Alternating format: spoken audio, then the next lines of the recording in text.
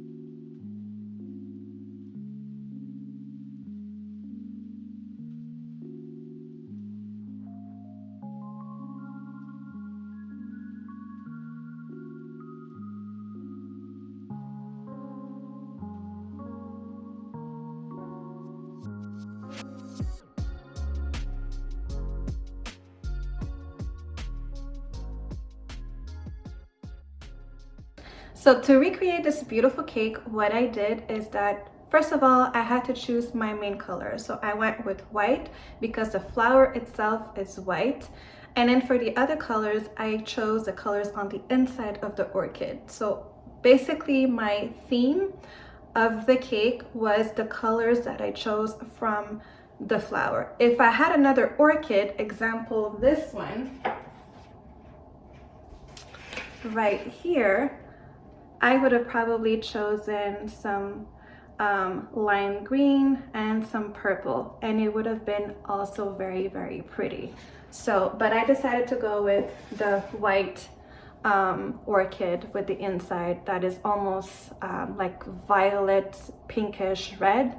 So yeah, so basically I chose the white for the main, did my crumb coat, did my second coat of buttercream, and the recipe of the buttercream is in my description box down below if ever you're interested. So once you have your main color, you can go ahead and make sure that to pop it in the freezer for about 5 minutes. You want your buttercream to be chill, and then you can go ahead and then you do your second color, and then just place your color all the way around. And you don't want this to be perfect. Actually, the more uneven it is, the better looking it's gonna look.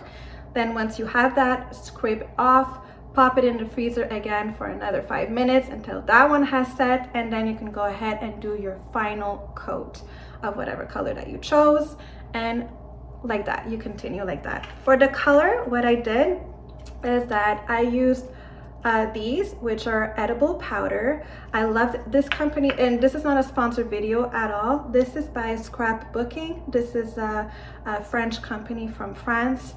I really like their product. So as you can see here, it's a powder. I use powder, I use gel food coloring. I love powder. A little bit goes a long way, and you just get also like different colors. So really like, and by the way, you can use these also for meringues and also macaroons, so not only for buttercream.